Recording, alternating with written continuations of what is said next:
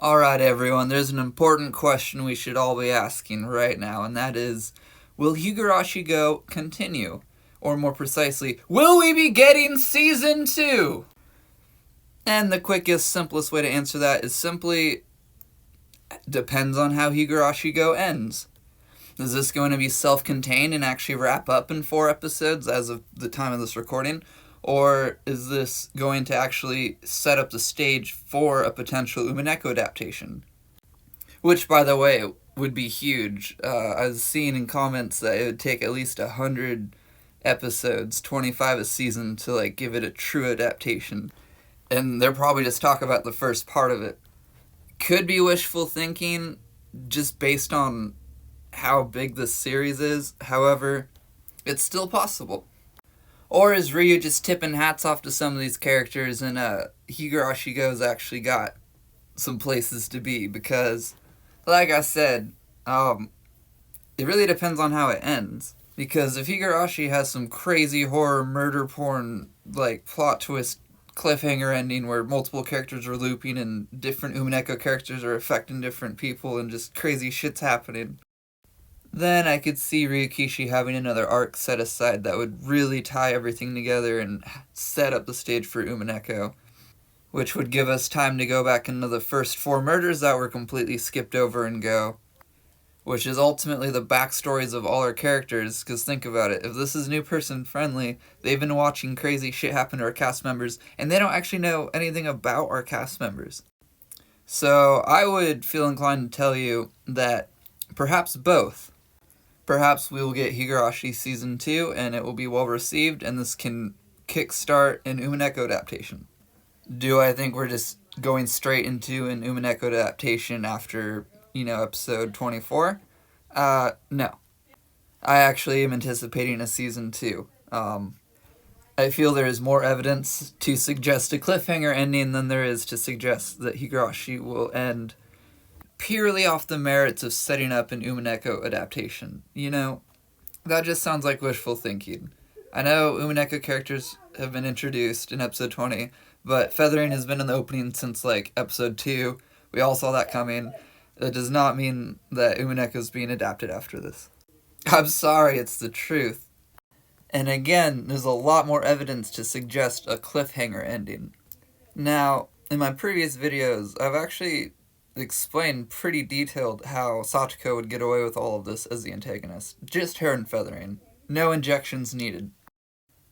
Rika just has to die at the end of the next coming episode, and then we might jump through the first 3 arcs and actually see what Sachiko is up to, directly. In both my Sachiko Hen theories and my multiple looper theories videos, I go into great detail about how Sachiko is maneuvering around the first 3 arcs, because it's actually pretty obvious. But it ultimately would revolve around feathering infecting the reverse culprit, with Sachiko having the hopes of throwing off Rika to prolong the timeline, which doesn't entirely make sense, and there actually are a lot of holes with Sachiko being the only looper. Everyone still suspects Rena's ambiguous death in Arc 1, and if Sachiko really killed herself in Arc 2, then who took Mion's gun? We never see it in that death scene. And of course her motives with luring Keiichi into the house with Teppei and Oishi, which ties back into Arc 1, being the same knife that was used to attempt to murder Keiichi, which failed, was then used to later kill Rika. Just like the bat in Arc 3. But no one attempted to murder Keiichi in Arc 2 because Mion locked him up. Which means someone was trying to kill him in Arc 2, and fucking Mion knows what's going on. And the only person that we see trying to kill Keiichi and being killed by Keiichi is fucking Rena. Oh, and Keiichi is blatantly remembering previous timelines at the beginning of every arc. Specifically the events where he's killed people. Honestly, when you look at it this way, it starts to feel like there's a bunch of chess pieces moving around. Very linear, very symmetrical. So there's definitely a bunch of Umineko characters fucking with a bunch of Higurashi characters.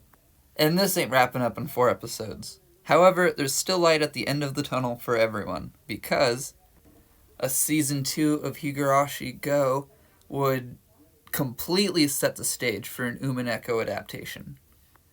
But I don't see an Umineko adaptation happening right away. There's just too much lingering in the world of Higurashi, waiting to be explored. I'm sorry, it's the truth. Alright everyone, well that pretty much wraps up this video's topic. Are we getting a season 2? Hopefully. Also, are we getting an Umineko adaptation? Hopefully. But honestly, most likely. I'm pretty sure this series will be well received. After all, there's not a lot of truly good horror anime out there. Oh my gotchaholic, what about another in Tokyo Ghoul? Nah, get that shit out of here, boy. But the Corpse Party video games are really good. Nah, boy. ReZero's pretty brutal, man. Nah, boy.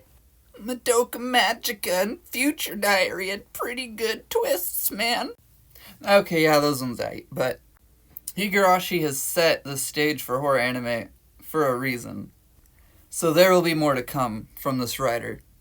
This lovely troll writer. And with that, I thank y'all for watching. Hope you have a lovely rest of your day. May we explore this mystery together. Later. Goodbye, have a good time. See you in long time. Bye-bye.